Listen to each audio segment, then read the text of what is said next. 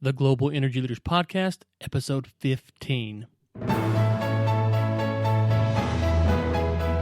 Welcome to the Global Energy Leaders Podcast, powered by R Squared Global.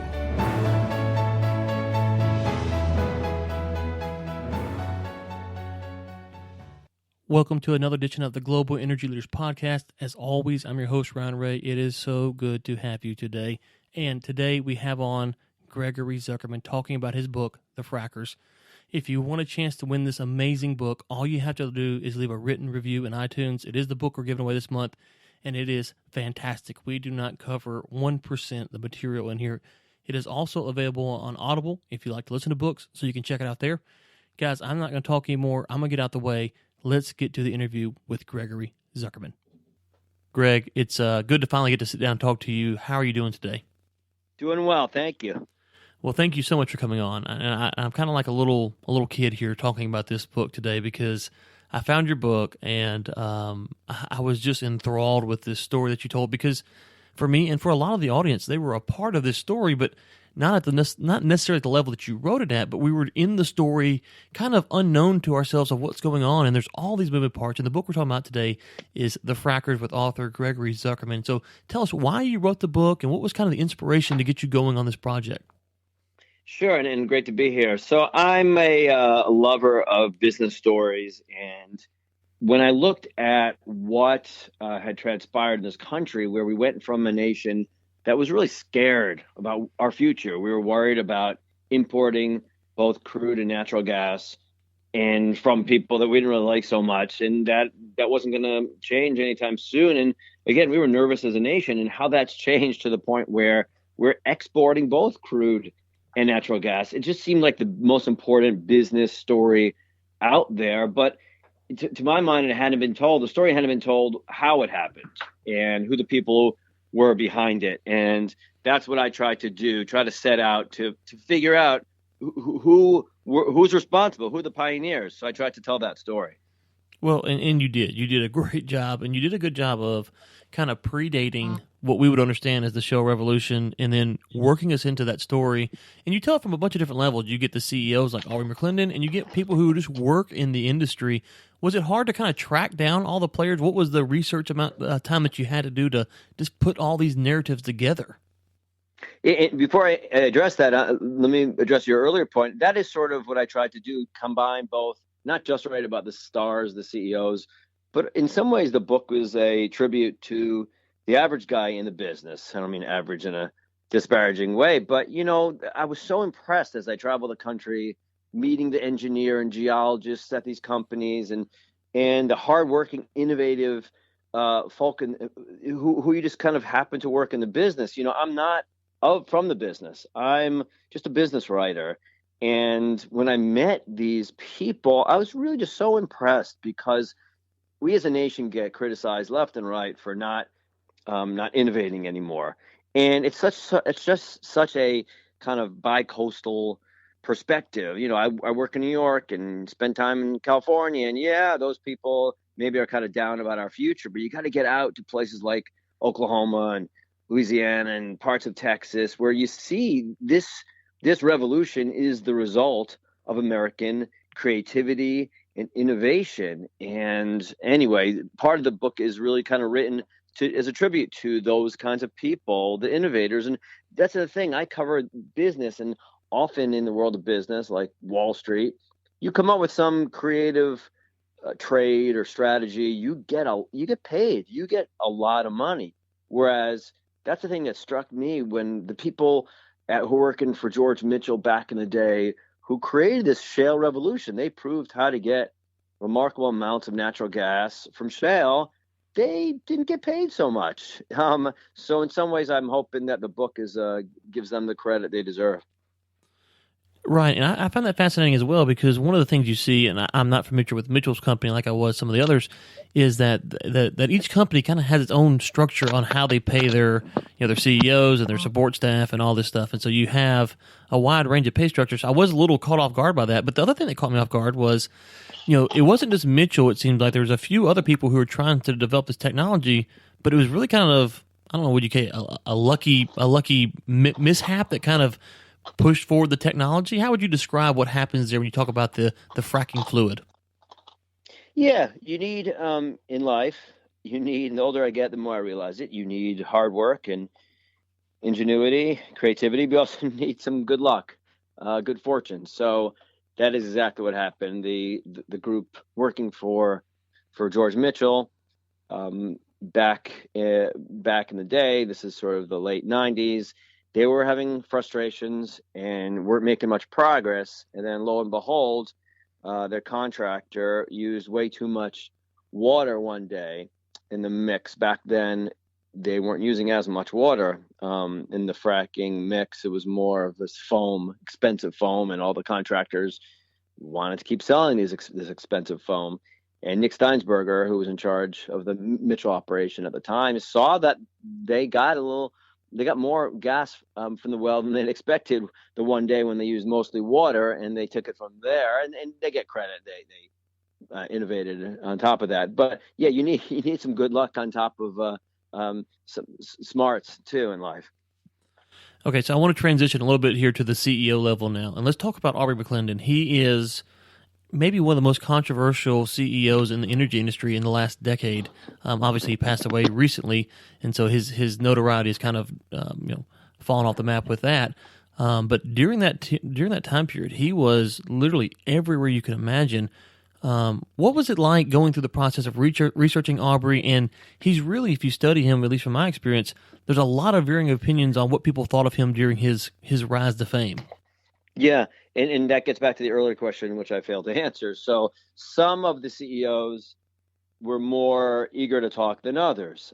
Some were really generous with their time. People like Sharif Suki and Tom Ward and Mr. Mitchell before he passed away.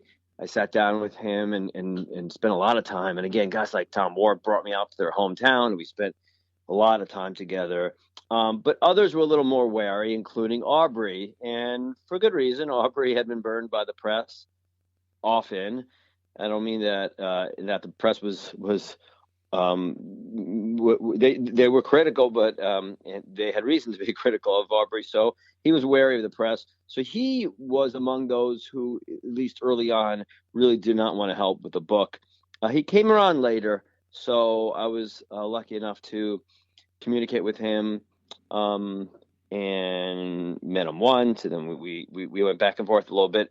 And yeah, he's among the most controversial figures in the oil and gas industry's history, and corporate America over the last few decades. He is responsible for a lot of this resurgence in natural gas, especially in this country in production.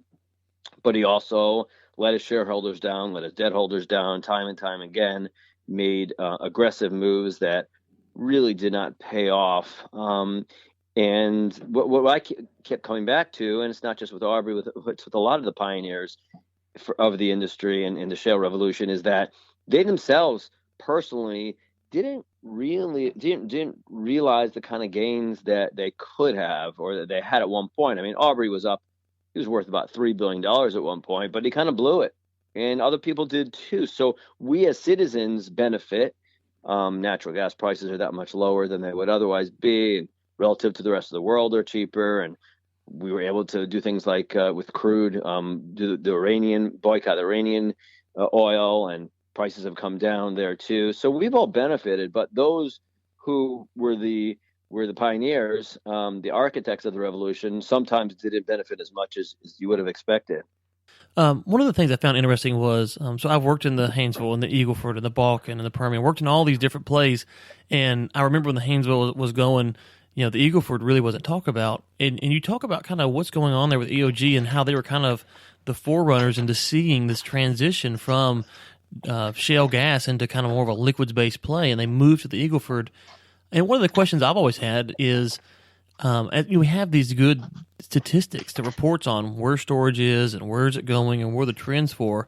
How was EOG able to kind of get a jump on the competition and figure out, hey, we need to start making a shift here, and other companies were a little bit slower to make that same move? Well, that's mostly Mark Papa who gets credit. So they had a retreat at a hotel.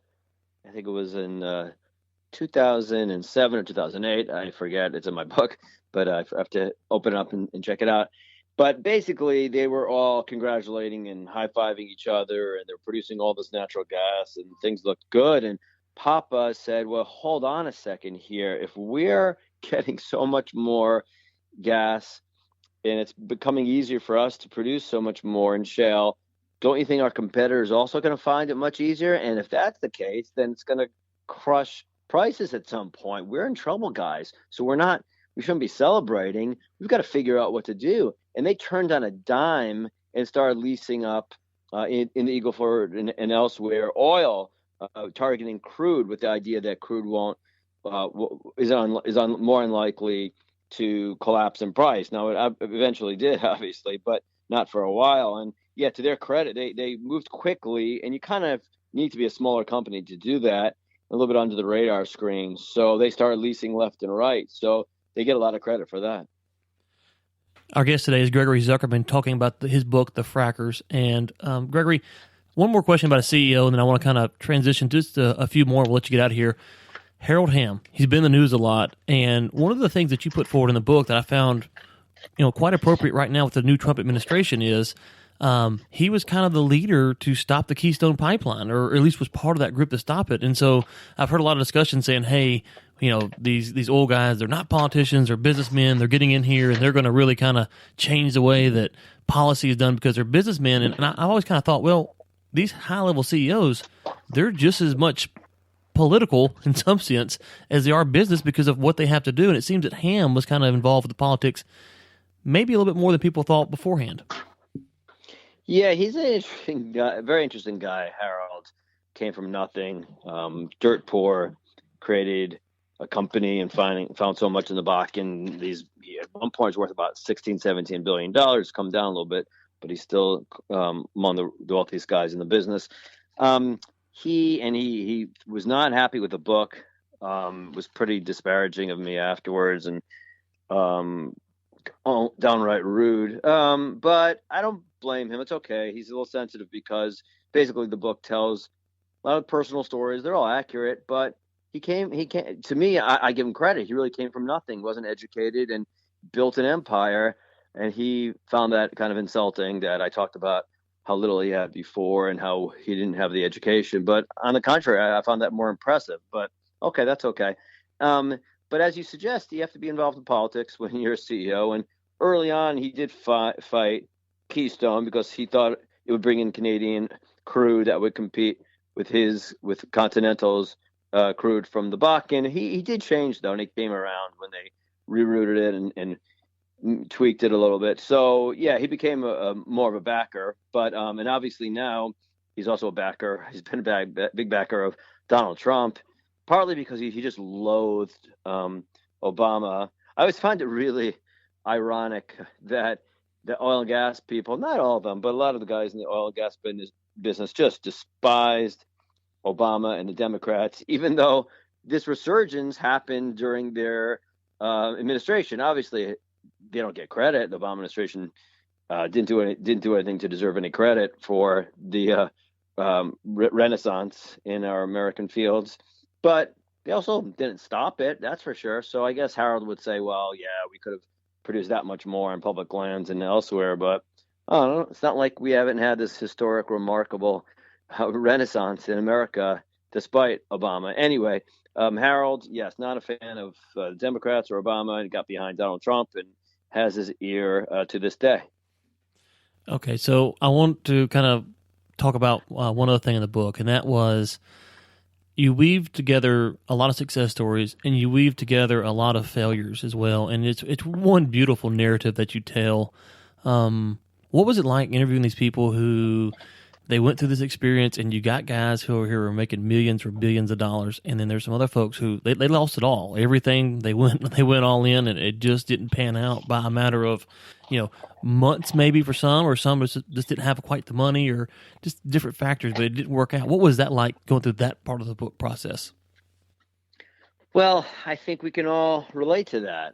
The one that got away kind of feeling many of us have experienced, where you're this close to greatness or good fortune, or wealth, and you couldn't quite pull it off. You made a mistake, or just weren't in the right place at the right time. So I think we can all relate to that. So I do try to show, that greatness sometimes is a matter of good fortune as much as it is hard work. And those that pulled it off, they deserve everything they get in terms of the wealth and the acclaim. And they, again, changed our country in so many ways. And there are few people in our history that are going to have the impact when you look back on it. It's people like George Mitchell, who's the architect of the shale revolution, and Aubrey, and some other people I write about. But yeah, for every one of those, there's somebody who's close, and I write about them too, because they were just as smart and savvy and prescient, but for whatever reason couldn't pull it off. So I like to tell their stories too. Well, you did a fantastic job, and I've told everyone that I can think of that I've worked with during those periods to say, hey, you need to go check this out, because it's like again, like I said earlier, it's like it's part of my story that, I mean, obviously I'm there and I'm doing stuff, but you didn't call me for the book, and rightfully so, but you still feel connected because and I'm not going to give away any more of the book that we already have, and thank you for being generous, but there's just things that you say, and I'm like, oh, I remember when that happened, and I remember how I felt, and I remember the discussions we had, and oh, wow, okay, I was working for this company, and they did that, and we never understood why. Now it makes sense, and so you just paint a beautiful narrative. And so anybody who's been in oil and gas, especially during that time period, I think you're really going to enjoy this book. And so leads me to my final thing. We were in California just a few weeks ago in Sacramento, and my son walks up to me, and he walks up to this book, and I see these basketball players on it, and I immediately know it's your book, and it's your latest book. And so tell us about it, because it's a good story that you're telling in this book, and our audience who they want to hear a good inspirational story for their kids might enjoy this as well. Sure. So I wrote a book with my two sons. They came out recently. It's called Rising Above.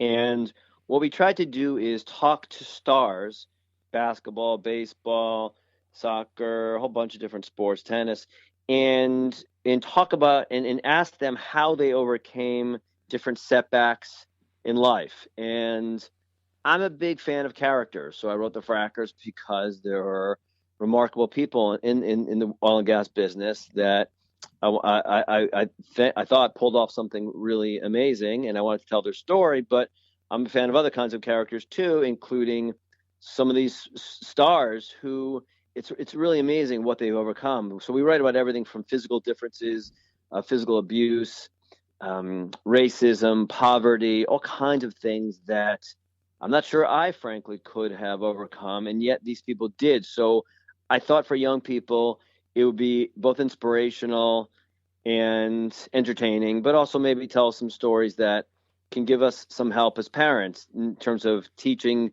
our kids. How do we teach our kids resilience? And that's what life's about. Again, the older I get, the more I realize that we're all going to have setbacks, and it's not just the smartest guy that wins or the hardest working person. It's somebody with resilience and an ability to deal with setbacks. So that's what our book is about, Rising Above, and we're hoping young people enjoy it. We've heard a lot of nice things about it. So, and I've spoken at some schools. We just came back. I was abroad speaking with one of my sons. We were talking to a school. So it's been a lot of fun just talking to kids and giving them some encouragement, and the stories hopefully will do so as well.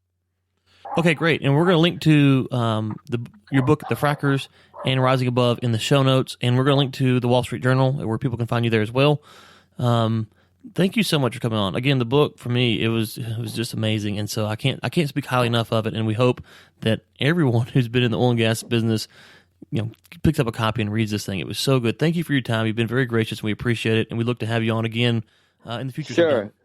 Sure. It was a lot of fun, and I love the topic. I still love talking about it, and I love the people in the business. Sometimes maybe it takes an outsider like myself to really appreciate what the industry has done. So again, hopefully that comes across in the book. My appreciation for the remarkable, almost miraculous turnaround in this nation and what's been produced in the oil and gas business. So I'll be keeping an eye on things going forward. I'd love to stay in touch with people. If people want to reach out to me, they can find me at the Wall Street Journal. Greg, thanks so much for coming on again. It was a pleasure to speak with you. And guys, let me just tell you, I've given this book away to 2 or 3 or 4 maybe different people, and they've all said, this is just fantastic. And I had someone the other day reach out to me, actually a listener on the show, and said, hey, I'm looking to get in the oil and gas business. And I said, you need to read this. This is the book that kind of helps you understand what's been going on in the oil and gas business for the past 10 to 15 years and how this shale revolution kind of took hold and where it went and what was going on. And so those listeners who have reached out to me and said, I'm looking to get in the industry and I don't really know where to start,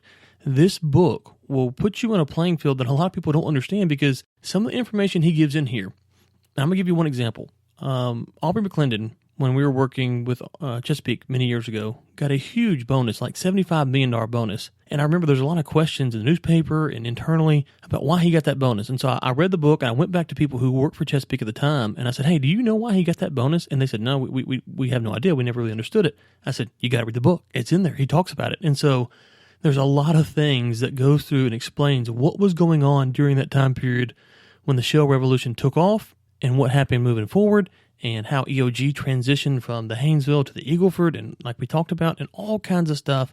It is a fantastic book, and we'd love to give you a copy. All you've got to do is leave a written review in iTunes, and you can be entered to win. And if you already left a written review, you're entered to win this book already, so don't have to go back and do anything else. You're already in the drawing, guys. This book is worth the price of admission, as they would say. It's just filled with stuff, and so I can't recommend it enough. I just get excited thinking about the book, and it's kind of the way I've tried to describe this thing is, and I talked about it in the interview, is I was a part of this, and I'm still a part of this, like a lot of you are, and so this is my story, this is your story, this is our story, and so you need to get this to understand what was going on, because there's plenty of things that you may have known, and there's probably a lot of stuff that you didn't know. Guys, thank you so much for tuning in. Until next time, keep climbing.